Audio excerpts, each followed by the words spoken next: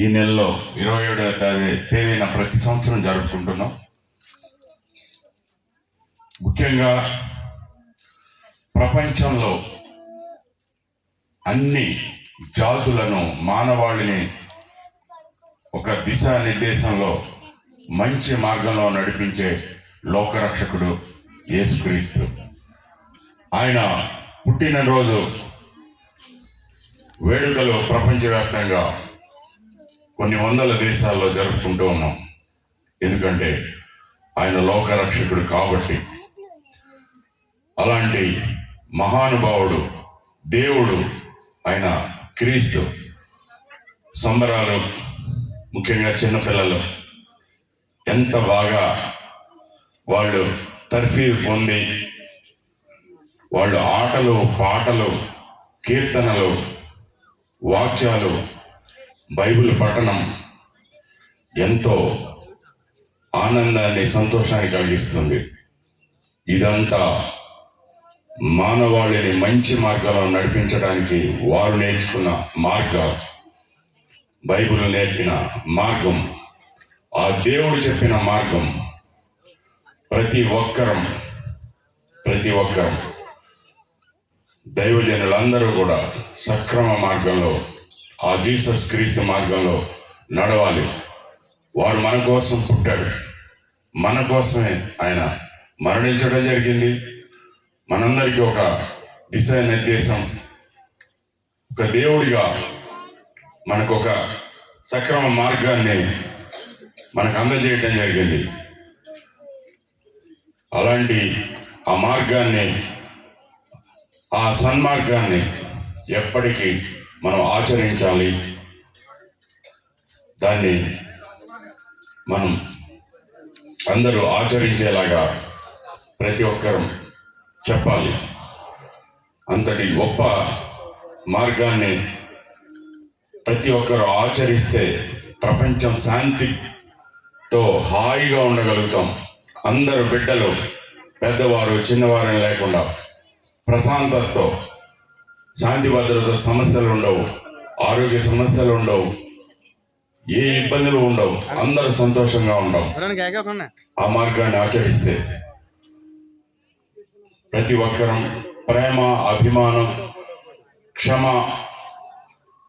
అనేది పశ్చాత్తాపంతో ఉన్నవారిని ఆదరించాలి. తప్పు చేసిన వారిని కూడా వారిని క్షమించాలి. ఇలాంటివన్నీ కూడా ఆ దేవుడు మనకు చెప్పారు. ఆ మార్గాన్ని మనం ఆచరించాలి. అందరం సంతోషంగా ఉండాలి.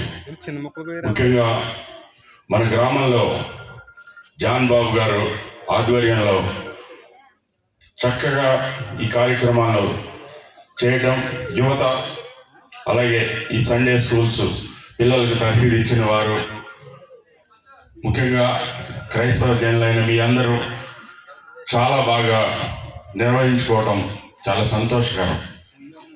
ఈ క్రమశిక్షణ, ఈ రకమైన వరవడి ఒక మంచి సంస్కృతి అని చెప్తున్నాను. ఇలా ఇప్పుడు మీరంతా ఇలా చేసుకుంటూ, ఇలాంటి అవకాశానికి నేను ఇక్కడికి రావటం, ఆ దేవుడు ఆదేశానుసారం మీ అందరు మన్నలను పొందటం, నేను అదృష్టవంతుడిని.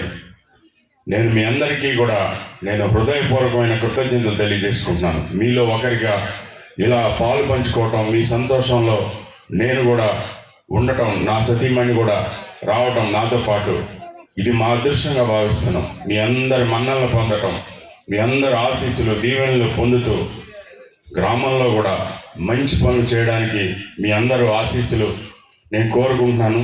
మీ అందరి ఆశీస్సులతో మనం బాగా వెళ్ళగలుగుతున్నాం. ముఖ్యంగా గోపాలపురం గౌరవ శాసనసభ్యులు మద్దిపాటి వెంకటరాజు గారు ఈ మధ్యకాలంలో దేవరపల్లిలో క్రీస్తు వేడుకలు చాలా బాగా చేశారు, చాలా బాగా నిర్వహించారు. అది ఒక రికార్డ్ అని చెప్పాలి. శాసనసభ్యులుగా ఉంటూ కూడా అనేక మందిని, క్రైస్తవ జనులందరినీ అక్కడికి పిలిచి వారు ఒక పెద్ద వేదికగా చేయడం మన అదృష్టం. ముఖ్యంగా ఇంకొక శుభవార్త ఏంటంటే మనకు శాసనసభ్యులు వెంకటరాజు గారు ఈ ప్రాంతానికి 30 లక్షలు శాంక్షన్ చేసి ఒక మంచి కార్యక్రమాలు చేసుకోవడానికి ఒక అవకాశం వారు ఇవ్వడం జరిగింది. ఈ మధ్యనే నన్ను కలిసి చెప్పడం జరిగింది. వారికి మన గ్రామం తరఫున మన క్రైస్తవ జనులందరూ కూడా కృతజ్ఞతలు తెలియజేయాలని చెప్పేసి చప్పట్లతో మీ అందరూ తెలియజేయాలని కోరుకుంటున్నాం. ఎందుకంటే ఆయన ఒక మంచి అవకాశం మనకి ఇచ్చారు కాబట్టి వారిని మనం ప్రోత్సహించాలి. ఈ కార్యక్రమాలని చక్కగా జరుపుకోగలుగుతాం. ఆ కమ్యూనిటీ హాల్ నిర్మించటం వల్ల ముఖ్యంగా మన గ్రామాన్ని కూడా అభివృద్ధి చేసుకోవాలి. ఆ జీసస్ ఆశీస్సులతో వారు కూడా మనకి పెద్ద సహకారం అందించబోతున్నారు.